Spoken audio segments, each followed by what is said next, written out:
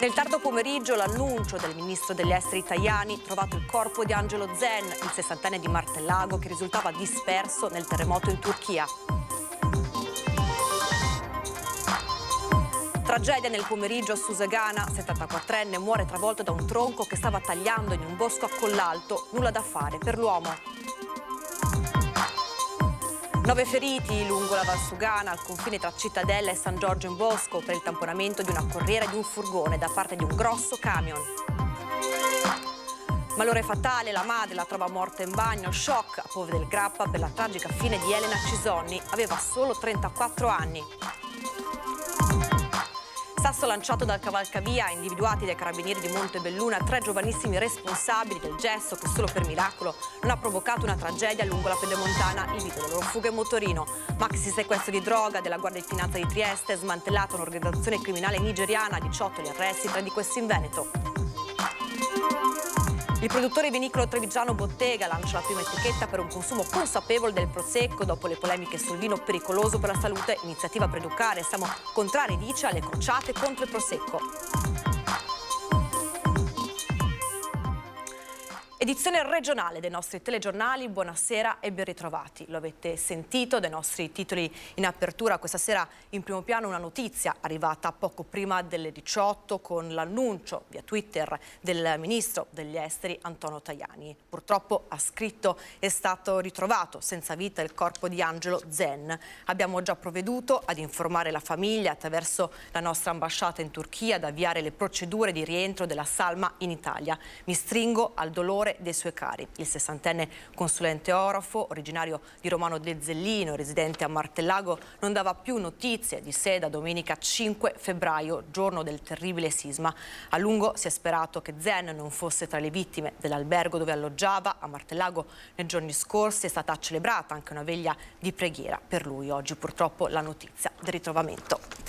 E a proposito di terremoti, scosse questa mattina avvertite in tutto il nord-est. Un terremoto con epicentro in Croazia e arriva il commento dell'assessore regionale Bottaccin. In Veneto l'area pedemontana è a alto rischio sismico. Alle 10:47 la terra è tornata a tremare. Il terremoto registrato in Croazia con epicentro nella parte meridionale dell'isola di Veglia ad una profondità di 10 km.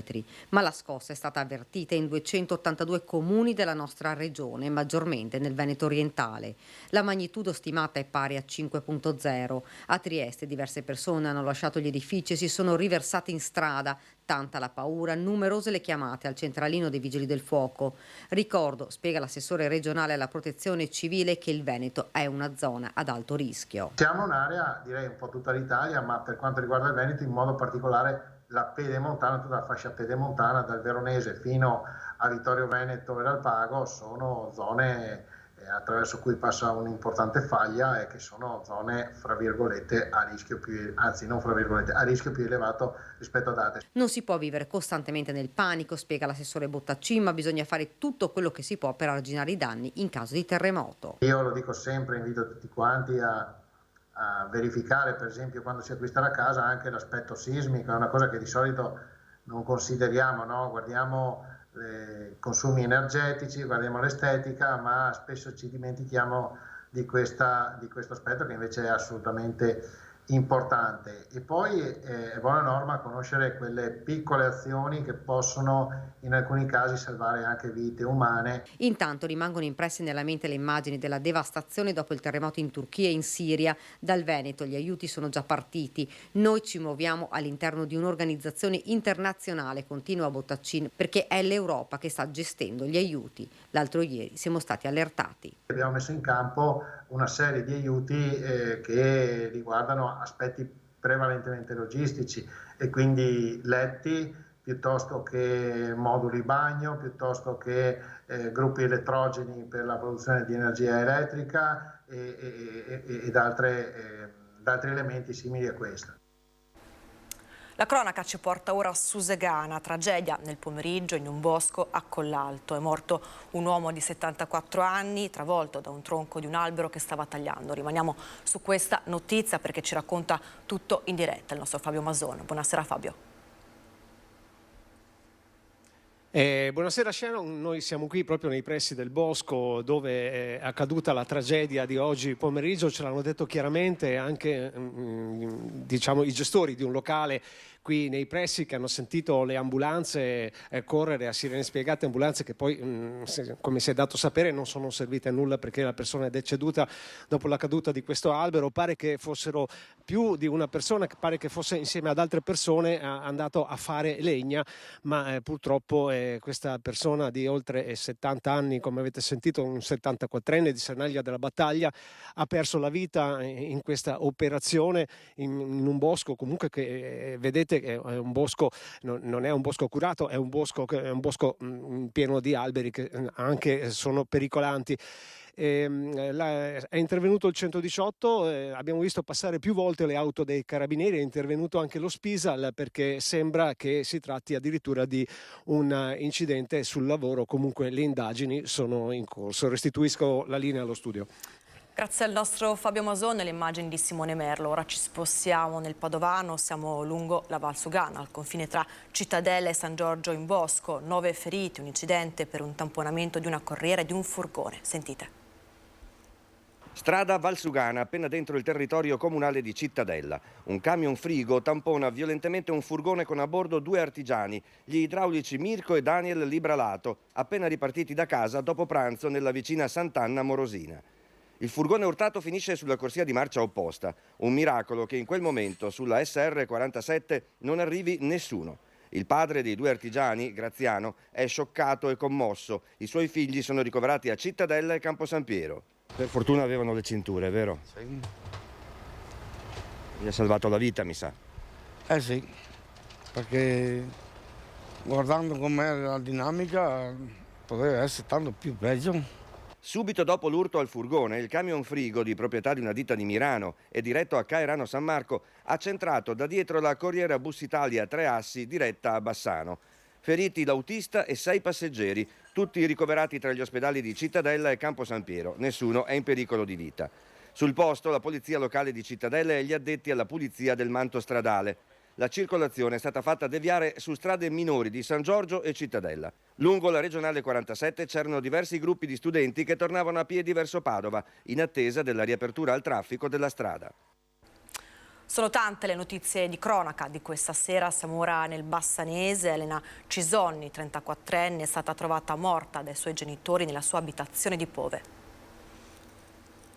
Trovata priva di vita dai genitori, Elena Cisonni, 34 anni, è stata rinvenuta morta nella sua abitazione di Pove del Grappa nella sera di mercoledì 15 febbraio. A fare la tragica scoperta sono stati i genitori della donna. Esperta di moda, viveva da anni a Milano, era tornata a Pove per trascorrere qualche giorno con i genitori. Il padre è Vincenzo Cisonni, ex sindaco di Valstagna. Sasso lanciato dal cavalcavia, individuati dai carabinieri di Montebelluna, i responsabili del gesto che solo per miracolo non hanno provocato una tragedia. Domenica scorsa lungo la Pedemontana sono 3 minorenni. Sono 3 ragazzi con lo scooter, stanno passando ora sul cavalcavia e ci hanno tirato i sassi dal cavalcavia. Prima il sasso lanciato, poi la fuga in motorino, testimoniata dal video di chi ha visto la morte arrivare vicinissima. Sono passati pochi giorni dall'allarme lanciato su Facebook dall'automobilista toscano Alessandro Francardi e dalla moglie, di passaggio nella Marca e quasi vittime di una tragedia. E i responsabili hanno già un nome e un volto. 3 ragazzini italiani fra i 15 e i 16 anni, tutti residenti tra Montebelluna e Trevignano, la zona dove hanno trasformato una domenica come tante in una potenziale tragedia, lanciando il proiettile di pietra dal cavalcavia numero 67 lungo la Pedemontana e colpendo il parabrezza dell'auto di Francardi, vivo per miracolo assieme alla moglie e al figlio. 3 giovanissimi ora indagati dai carabinieri. I militari li hanno individuati grazie a una sapiente conoscenza del territorio e dei gruppetti di giovani gravitanti in città. Riscontri raccolti sul campo, incrociati con le testimonianze, fino ad arrivare ai responsabili. Nessun precedente per loro, chiamati adesso a spiegare l'assurdo gesto. Bravata per noia o gusto del pericolo. Nel frattempo, ad essere convocati in caserma sono stati i genitori, sconvolti, come sono sconvolte le comunità di Montebelluna e Trevignano, messe di fronte a realtà che non riguardano soltanto situazioni di degrado, ma anche le cosiddette famiglie normali. Per il primo cittadino non è più tempo di giri di parole. Mi preme ringraziare le forze dell'ordine, in particolare i carabinieri della stazione di Montebelluna, che hanno identificato i 3 deficienti, perché questo è il loro nome. Mi sono stancato di girare intorno come potremmo dire, alle faccende, bisogna dire quello che è. Ovviamente un fatto gravissimo che poteva essere ancora più grave. Io vorrei anche ringraziare veramente la vittima di tutto ciò, che ha avuto la prontezza e dei riflessi di non andare fuori strada e di segnalare in maniera ineccepibile poi i vari dettagli che hanno permesso l'identificazione di questi 3 deficienti. E maxi operazione della Guardia di Finanza, 18 gli arresti disposti nelle ultime ore e 100 i chili di stupefacente sequestrato. Il sequestro di un borsone con 10 kg di marijuana su un autobus della Flixbus nel 2019 a Muggia, proveniente da Roma, ha innescato una maxi operazione antidroga della Guardia di Finanza di Trieste, con l'impiego in 4 anni di 100 militari del GICO, che ha permesso di smantellare un'organizzazione nigeriana di trafficanti. Da quel carico abbandonato da un corriere, sceso a Mestre per evitare un controllo di polizia e arrivato fortuitamente nella cittadina rivierasca, le fiamme gialle sotto l'egida della Procura distrettuale antimafia di Trieste hanno risalito l'intera filiera criminale, arrestando 18 nigeriani, di questi 1 a Trieste, 2 a Udine, 2 a Treviso e 1 a Padova, sequestrando complessivamente 93 kg di marijuana, 7 di cocaina e 6 di eroina. Le consegne si basavano soprattutto sui cosiddetti ovulatori, cioè coloro che ingeriscono ovuli di droga per portarli a destinazione. Inquietanti le radiografie effettuate su alcuni fermati, una pratica pericolosissima che causò nel 2020 anche la morte di uno dei corrieri per la rottura di un ovulo in pancia, poi abbandonato dai suoi colleghi criminali lungo l'autostrada poco dopo Bologna. Tutte le comunicazioni avvenivano in particolari dialetti dell'entroterra nigeriano. Le difficoltà principali sono da rinvenire nella traduzione di tutte le intercettazioni che abbiamo captato, perché si tratta di soggetti di etnia nigeriana, che tra l'altro, oltre ad essere legati da vincoli familiari e di etnia, parlavano un particolare dialetto che è stato anche difficile da interpretare e da tradurre. Gli stupefacenti importati dall'Africa erano diretti rispettivamente alle piazze di Roma, soprattutto marijuana, Udine, eroina e cocaina, e Ferrara, dove era dislocata la base operativa del clan, che rispondeva a livello europeo a un'organizzazione olandese. Tra i soggetti arrestati anche 3 donne, fra cui una madre di 2 figli, al momento incinta, la cui misura è stata modificata con i domiciliari. Un'operazione impossibile senza la rete di intercettazioni telefoniche, ha sostenuto il procuratore di Trieste De Nicolo, che rischiano di non essere più lecite a seguito della riforma Cartabia.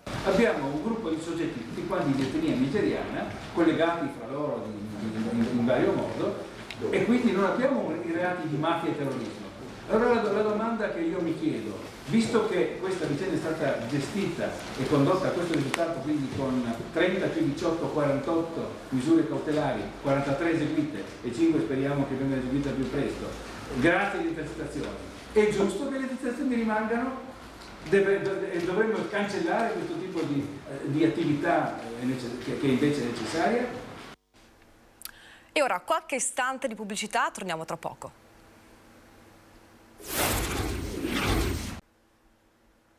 Ben ritrovati con l'edizione regionale dei nostri telegiornali. Parliamo ora di etichette di vino. Siamo nel Trevigiano perché per la prima volta in Italia un'azienda vitivinicola di Bilbano inserisce sull'etichetta delle proprie bottiglie di vino l'indicazione non più di 2 bicchieri al giorno. Sentite. È giusto invece educare il consumatore dicendogli che è giusto bere con moderazione. 2 bicchieri è quello che ci dice la medicina, che sono tollerati normalmente da un uomo. Spiega così Sandro Bottega la decisione di apporre per la prima volta in Italia nell'etichetta delle proprie bottiglie un marchietto a forma di cuore con l'avvertenza: vi suggeriamo un consumo massimo giornaliero di 2 calici. Non una provocazione, non un'imposizione né un invito al consumo, sottolinea Bottega, bensì un'educazione ad un corretto comportamento. Non vogliamo dei clienti ubriachi, vogliamo dei clienti contenti, e 2 calici di vino al giorno fanno bene a tutti. Una prima risposta dunque del settore vitivinicolo italiano alla decisione dell'Irlanda di integrare nelle etichette degli alcolici indicazioni sanitarie sui possibili danni, come accade con i pacchetti di sigarette, chiedendo un'estensione anche agli altri paesi dell'Unione Europea. Ci opponiamo e penso che sarebbe anche giusto arrivare ad una disobbedienza, non applicando questa norma nelle etichette. Se dovessero far indicare una cosa del genere nelle etichette, dimostrano un senso di irresponsabilità nei confronti del consumatore, nei confronti dell'industria. Non è questo il modo, conclude Bottega, per educare e combattere comportamenti sbagliati. Ci sono altri metodi per ottenere un risultato di diminuzione dei consumi laddove ci deve essere una diminuzione dei consumi. Nella maggior parte dei casi chi beve alcol non è un ubriacone, è un regolare consumatore. Ci sono dei casi invece di alcolismo che devono essere corretti. Apriamo ora la pagina politica. Se divento segretario cambio tutta la dirigenza nazionale. Queste le parole di Stefano Bonaccini questo pomeriggio a Venezia, dove ha visitato anche le fornaci di Murano. Io se divento segretario voglio un nuovo gruppo dirigente, perché quello nazionale va sostituito, perde da troppi anni e rimane sempre al proprio posto. Serve un gruppo dirigente che abbia la voglia di consumare la suola delle scarpe, di andare dove la gente vive, lavora, studia, produce, si diverte, soffre. Stefano Bonaccini vuole voltare pagina, vuole un partito democratico che riscopre e riafferma le sue radici popolari, un valore ribadito anche nel giudizio severo che il presidente dell'Emilia-Romagna, candidato alla segreteria nazionale del PD, dà della finanziaria Meloni. Non c'è nella finanziaria un solo provvedimento a favore di precari, deboli, poveri, e io invece insisto che andrebbe tagliato il costo del lavoro. Per battere la precarietà la misura più efficace è quella di far costare il lavoro precario di più di quello stabile. Bonaccini è arrivato a Venezia, dove tra l'altro ha visitato le vetrerie di Murano.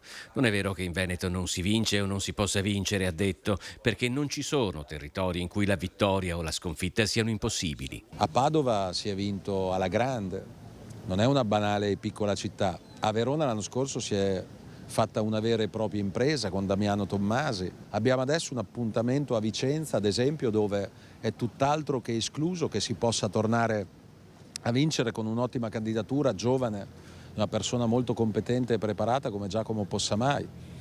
In realtà è proprio in Veneto dove, perdendo nettamente alle regionali, si è dimostrato che invece si può vincere nei territori. L'ultimo affondo è dedicato alle polemiche interne al partito per aver definito Giorgia Meloni una persona certamente capace. Frasi peraltro citate fuori contesto, ha detto Bonaccini in un'intervista molto critica nei confronti della Premier. Posto che, secondo me, un principio di rispetto tra chi governa e chi fa opposizione è salutare la democrazia. C'è nel PD qualcuno, nel gruppo dirigente nazionale, che preferisce battere la destra nelle interviste. Io ho dimostrato nella mia vita di batterla sempre, tutte le volte nelle urne, compreso 3 anni fa quando sembrava invincibile e interrompemmo in Emilia-Romagna una serie addirittura di 10 stravittorie della destra in 10 regioni. Questo era l'ultimo servizio, vi lasciamo ora le previsioni meteo e tra poco l'edizione di Venezia dei nostri telegiornali. Buonasera.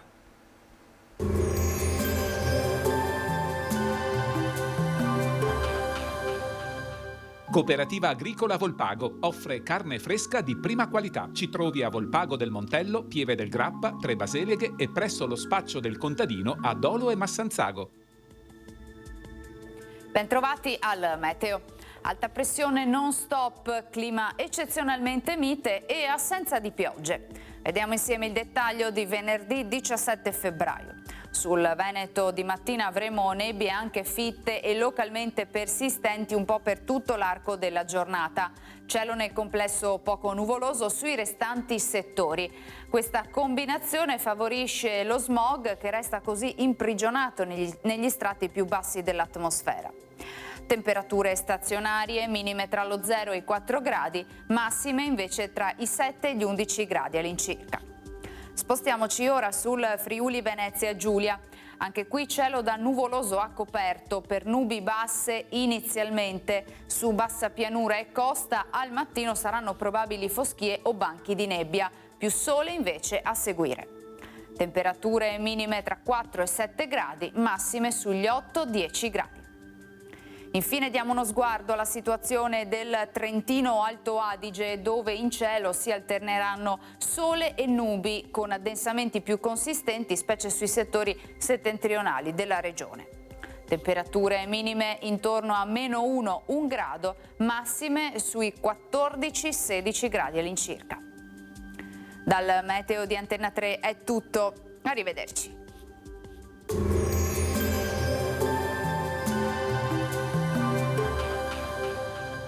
Cooperativa Agricola Volpago offre carne fresca di prima qualità. Ci trovi a Volpago del Montello, Pieve del Grappa, Tre Baseleghe e presso lo spaccio del contadino a Dolo e Massanzago.